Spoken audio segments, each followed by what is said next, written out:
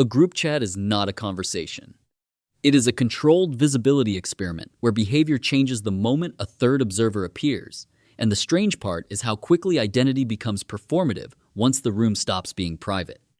Even more unusual is how a simple invite link quietly converts social trust into a scalable recruitment pipeline where belonging feels voluntary but is structurally engineered through exposure, repetition, and attention imbalance.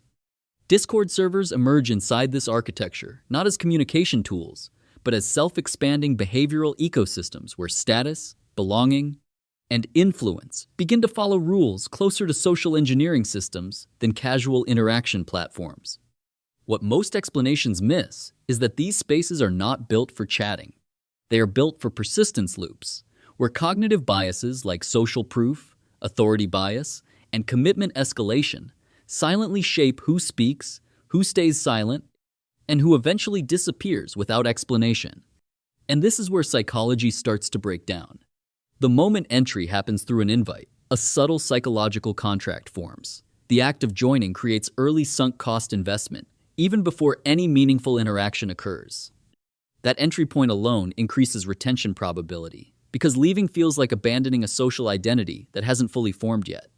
But what makes this even more unusual is how quickly hierarchy emerges without formal structure. Roles, badges, moderator status, and message visibility create instant authority gradients.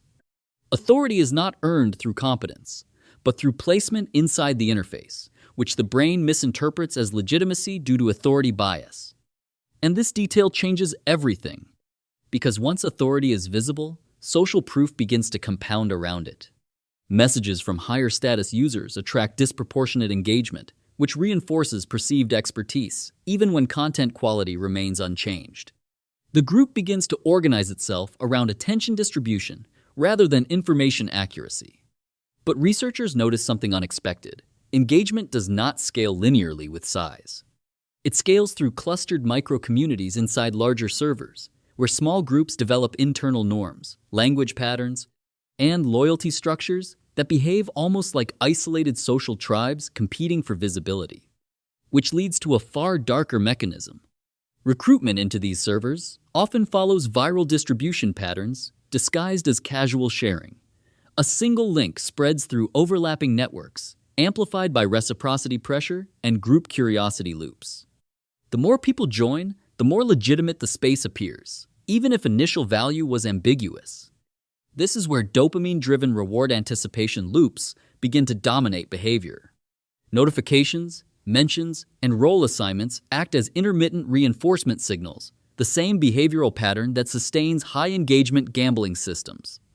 Each ping becomes a micro-event of social validation, even when no meaningful content is delivered.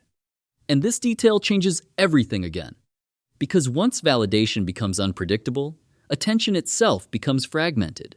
Users begin checking servers compulsively, not for information, but for potential social reward spikes. This shifts participation from intentional communication into habitual monitoring behavior. But what makes this even more unusual is how identity begins to stabilize around participation frequency. The most active users are perceived as more important, regardless of contribution quality, because visibility becomes mistaken for influence. This creates a feedback loop where presence replaces expertise.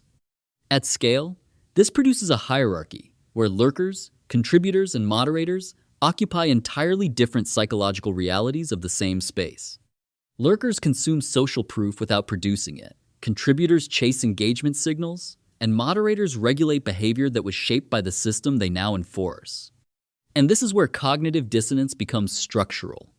Users begin noticing that status does not always align with value, yet continue participating because leaving would invalidate their accumulated social positioning. The sunk cost fallacy quietly locks them in, reinforced by fear that absence will erase identity entirely from the group memory. But researchers notice something even more unsettling. Servers begin to self-optimize toward engagement over coherence. Channels multiply, topics fragment, and niche subgroups form not because of clarity, but because fragmentation increases total time spent inside the ecosystem, which leads to a second layer of recruitment logic. New members are not just participants. They are inputs into network growth dynamics. Each new user increases potential engagement density, which increases perceived activity, which attracts further users in a self-reinforcing loop that mirrors exponential growth curves seen in historical pyramid-style attention systems. But unlike traditional schemes, no explicit deception is required. The system runs on perception distortion rather than fraud. Activity itself becomes the product, and participation becomes the distribution mechanism.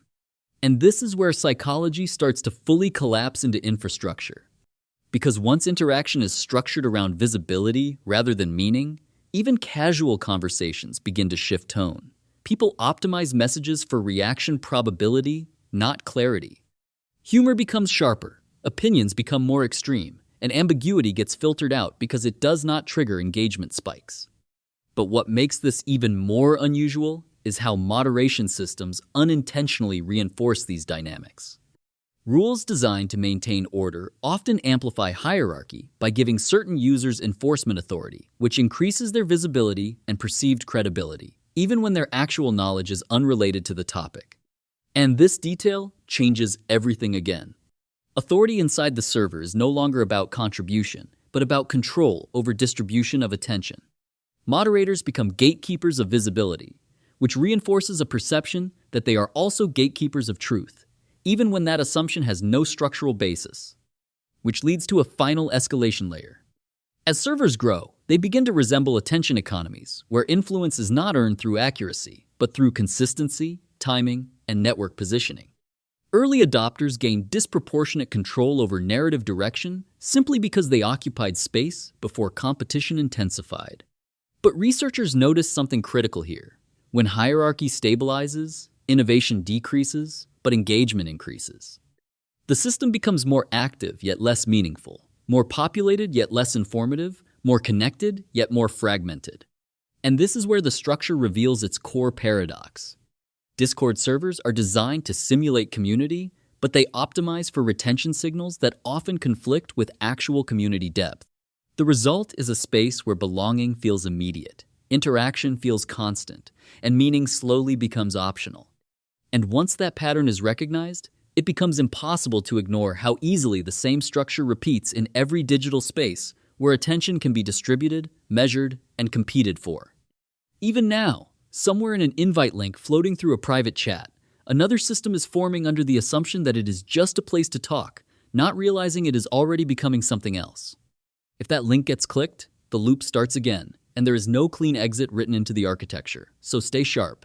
And if this made sense, subscribe before the next server quietly pulls you in too.